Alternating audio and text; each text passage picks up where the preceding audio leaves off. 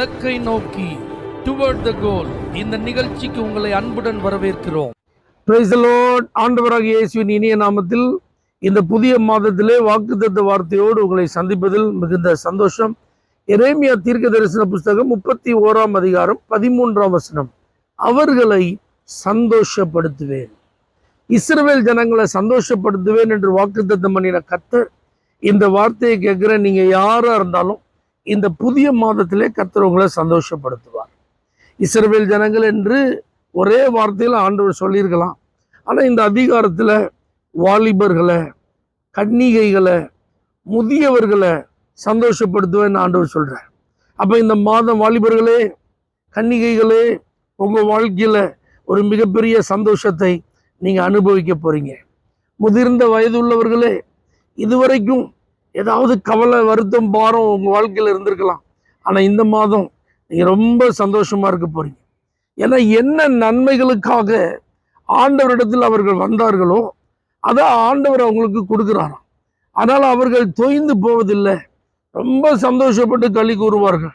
அப்போ இந்த மாதம் எதை எதிர்பார்த்து நீங்கள் கர்த்தரிடத்தில் வருகிறீர்களோ நிச்சயம் அதை ஆண்டவர் தருவார். இன்னும் சில வார்த்தைகள் அந்த வசனத்தில் குறிப்பிடப்பட்டிருக்கிறது.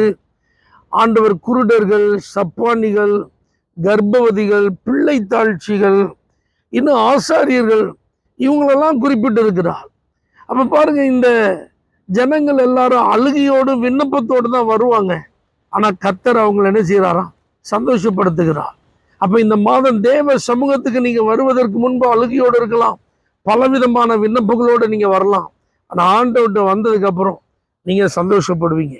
ஆண்டவர் என் ஜனங்கள் நான் அளிக்கும் நன்மையினால் திருப்தி ஆவார்கள் என்று எழுதியிருக்கிறார். அப்போ நீங்க எதை எதிர்பார்த்து வருகிறீங்களோ அந்த நன்மையை கர்த்தர் உங்களை கொடுத்து திருப்திப்படுத்தும் போது நிச்சயம் இந்த மாதம் உங்களுக்கு சந்தோஷம்.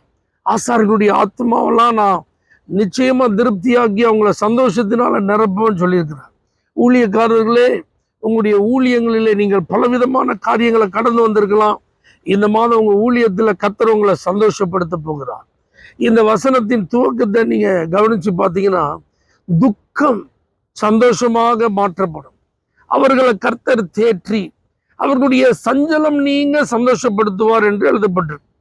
அப்ப என்ன காரியத்தின் நிமித்தம் கடந்த மாதங்களிலே நீங்கள் துக்கப்பட்டிருந்தீர்களோ அந்த துக்கத்தெல்லாம் கர்த்தர் இந்த மாதம் சந்தோஷமாய் மாற்றப் போகிறார்.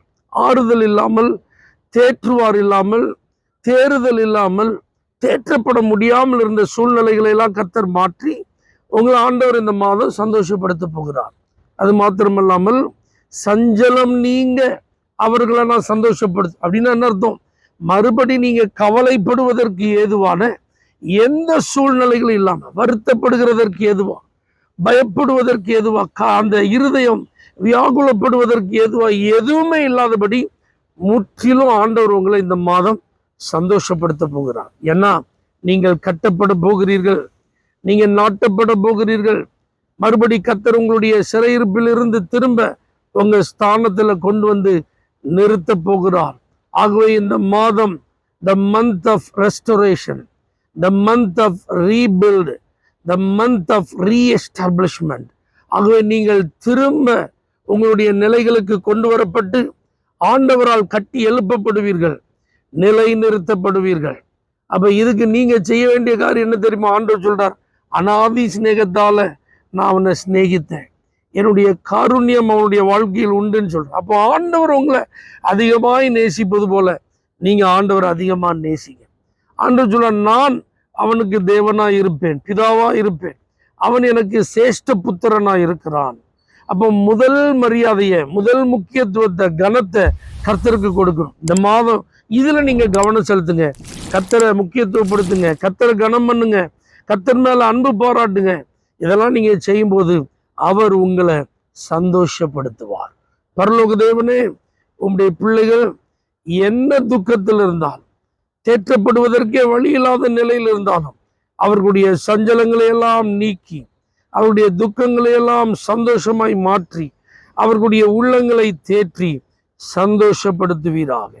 இயேசுவின் நாமத்தில் பிதாவே, ஆமென். For prayer contact, Pastor J. Kumar, El Shaddai Ministries, 9500252586, Surandai.